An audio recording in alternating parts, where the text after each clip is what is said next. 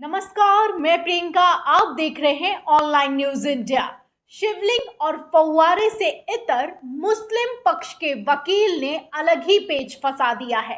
अब तो ज्ञानवापी मस्जिद को छोड़कर ये डिस्कशन होने लगा है, ये सवाल उठने लगे हैं कि काशी विश्वनाथ मंदिर में जो शिवलिंग मौजूद है वो ओरिजिनल है या फिर कि डुप्लीकेट। जी हाँ, मुस्लिम पक्ष के वकील के सवालों ने नया बवंडर खड़ा कर दिया है।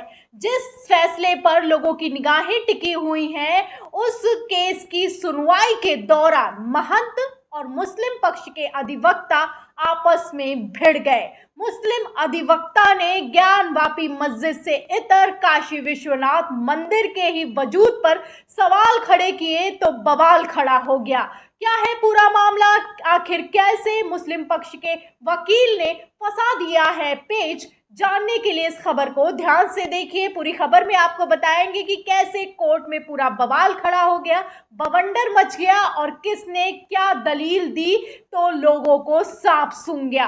खबर की शुरुआत में सबसे पहले आपको दैनिक भास्कर की खबर दिखाते हैं। इसमें लिखा है कि मुस्लिम पक्ष के वकील का सवाल, असली शिवलिंग कौन सा? पूछा, सर्वे में जो मिला वह असली है या फिर कि काशी विश्वनाथ में जिसका पूजन हो रहा है वो? इस सवाल के बाद क्या था? इस सवाल के बाद बवाल खड़ा हो गया। एक तरफ मुस्लिम पक्ष के अधिवक्ता ने, वकील ने पेच फंसाया तो वहीं दूसरी तरफ हिंदू पक्ष की सिट्टी बिट्टी गुल हो गई। महंत ने कोर्ट रूम में बवाल खड़ा कर दिया। खबर के मुताबिक श्री काशी विश्वनाथ के पूर्व महंत ने कहा है कि शिव प्रकट हो गए हैं, अब उनकी पूजा की जिम्मेदारी मिलनी चाहिए। इसी सवाल के जवाब में अधिवक्ता अभयनाथ यादव का कहना है, मुस्लिम पक्ष के वकील का कहना है कि उनसे पूछिएगा कि क्या इसके पहले काशी शिव विहीन थी? अगर शिव आज प्रकट हुए हैं तो मंदिर में जिस शिव की आराधना कर रहे हैं वो कौन है? क्या वो डुप्लीकेट शिव है? ये लोग खुद ही बयान देकर अपने आप को संदेहास्पद कर दे रहे हैं। शिव तो एक ही है ना, कि दो शिव हो जाएंगे। तो आप समझ सकते हैं कि कैसे अधिवक्ता अभयनाथ ने तीखे सवालों के साथ तीखा जवाब दिया है, सटीक जवाब दिया है और हिंदू पक्ष को अब सांप सूंघ गया है। महंत ने कहा कि ज्ञानवापी मस्जिद में जो है वो शिवजी प्रकट हुए हैं, उसकी पूजा का भी अधिकार अब मिलना चाहिए। तो अभयनाथ ने कहा कि अगर उनकी पूजा करोगे तो जो काशी विश्वनाथ में बैठे हैं, जिनको प्रकट होने का आप दावा करते हो, उसकी पूजा कौन करेगा? क्या शिव दो हो गए हैं? कौन असली है, कौन डुप्लीकेट है, आप बताइए। इसके साथ ही एडवोकेट अभयनाथ यादव ने सबसे अहम टिप्पणी करते हुए कहा कि मैं भी भगवान शिव का ही भक्त हूँ। भगवान शिव की आराधना के लिए किसी शिवलिंग की जरूरत नहीं है। शिव या हनुमान जी या कोई अन्य भगवान आस्था के विषय हैं। मन की आंखों से ईश्वर को देखा जाता है। अब ये बात वही लोग बताएं कि ओरिजिनल शिवलिंग मस्जिद के नीचे है या वो शिवलिंग है जिसकी पूजा करने लोग विश्वनाथ मंदिर जाते हैं। दो ज्योतिर्लिंग तो हो नहीं सकते हैं। अब तो उन लोगों के बयानों से भगवान शंकर को भी विवादास्पद कर दिया गया है। तो आप समझ गए जाइए कि कैसे अभयनाथ ने महत्वपूर्ण सवाल उकेरे हैं कि कौन सा शिव ओरिजिनल है, कौन सा शिवलिंग ज्योतिर्लिंग जो आप कह रहे हैं कौन सा ओरिजिनल है, जो कि ज्ञानवापी मस्जिद के नीचे पाया गया है, जो कि काशी विश्वनाथ मंदिर में पूजा जाता है। आप बताइए कौन सा ओरिजिनल है, कौन सा डुप्लीकेट है? तो कुल मिलाकर कोर्ट की आज की सुनवाई में शिवलिंग वर्सेज फव्वारे की बजाय ओरिजिनल वर्सेज डुप्लीकेट शुरू हो गया, क्योंकि काशी विश्वनाथ में जो ज्योतिर्लिंग है, जो शिवलिंग है, उसको भी ज्योतिर्लिंग बताया जाता है। तो वहीं दूसरी तरफ सुनवाई के दौरान महंत दावा करते हैं कि ज्ञानवापी मस्जिद में जो शिवलिंग पाया गया है, उनके मुताबिक तथाकथित शिवलिंग पाया गया है, वो प्रकटीकरण है, वो ज्योतिर्लिंग है। इसी दावे के साथ हिंदू पक्ष की पोल पट्टी खोल गई जब अभयनाथ ने जवाब दिया कि कौन सा ओरिजिनल है, कौन सा डुप्लीकेट है। आपको बता दें कि जो ज्योतिर्लिंग होता है वो उसे ज्योतिर्लिंग कहा जाता है जो जहां पर शिव जी को प्रकट हुआ माना जाता है, क्योंकि शिवलिंग तो बहुत सारे हैं, लेकिन ज्योतिर्लिंग का जब आप दावा ज्योतिर्लिंग इसीलिए कहा जाता है क्योंकि अगर वहां पर शिवलिंग का प्रकट होना माना जाता है, वहां पर ज्योतिर्लिंग बनाकर पूजा की जाती है। तो काशी में 2 जगह प्रकटीकरण का दावा करके हिंदू पक्ष के महंत अब बुरी तरीके से फंस चुके हैं। अब मुस्लिम पक्ष के जवाब से हिंदू पक्ष सट्टे में आ चुका है।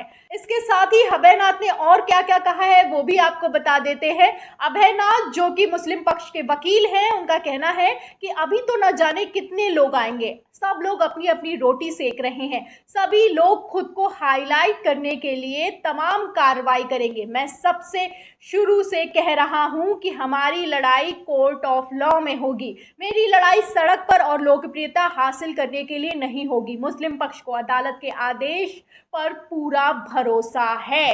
तो इसके साथ ही अभयनाथ का कहना है कि रोटी सेकने के लिए, राजनीति चमकाने के लिए, टीवी पर आने के लिए, पब्लिसिटी हासिल करने के लिए, इस मुद्दे का इस्तेमाल करने के लिए अभी कई लोग आएंगे। इससे बचना होगा। हमारी लड़ाई जो है वो सिर्फ कोर्ट ऑफ लॉ में है, कोर्ट रूम में है, ना कि सड़क पर है। सच्चाई भी यही है क्योंकि सबके सब सिर्फ पब्लिसिटी पाने की जुगत में लगे हुए हैं। कौन कितना बड़ा भक्त है ये साबित करने की होड़ में लगे हुए हैं। लगातार ऐसी बयानबाजियां सामने आ रही हैं, इसीलिए शायद कोर्ट के निर्देश का भी पालन नहीं किया गया। आज जो वो कमिश्नर थे, उन्होंने एडवोकेट कमिश्नर थे, उन्होंने जो सर्वे की रिपोर्ट थी उसको लीक तक कर दिया।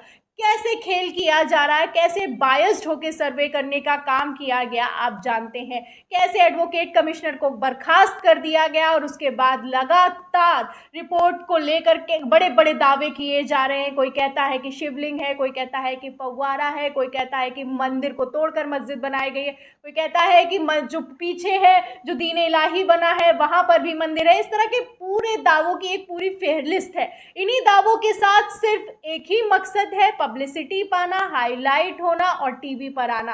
टीवी में बाकायदा बैठकर कमिश्नर साहब समेत कई लोगों ने बयानबाजियां की हैं, कई तरह के दावे किए हैं, सर्वे रिपोर्ट को लीक किया है, कोर्ट की अवमानना भी की है। कैसे सर्वे जब से शुरू हुआ है तब से ज्ञानव्यापी मस्जिद को लेकर बवाल खड़ा किया जाता है, बवंडर खड़ा किया जा रहा है। आप खबरों से अंदाजा लगा सकते हैं। लगातार कोशिश है कि सांप्रदायिक सौहार्द को बिगाड़ा जाए, लेकिन मुस्लिम पक्ष लगातार ये दावा कर रहा है कि वो कोर्ट में लड़ाई लड़ेगा, बल्कि सड़क पर नहीं।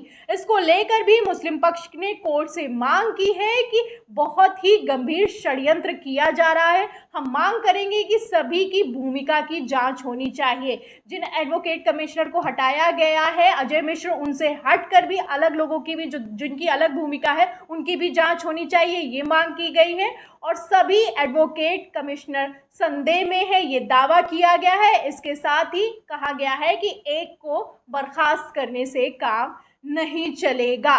तो अभयनाथ मुस्लिम पक्ष के वकील की दलीलों पर, सवालों पर और अपीलों पर आपका क्या कहना है, कमेंट बॉक्स में जरूर लिखें। वीडियो को ज्यादा से ज्यादा शेयर करें। इसके साथ ही सब्सक्राइबर बटन दबाएं, बेल आइकन दबाएं ताकि हर खबर की नोटिफिकेशन आप तक पहुंचती रहे। फिर मिलते हैं अगली खबर के साथ, तब तक के लिए धन्यवाद। इस खबर को अभी लाइक करें, शेयर करें, अभी चैनल को सब्सक्राइब करें और घंटी जरूर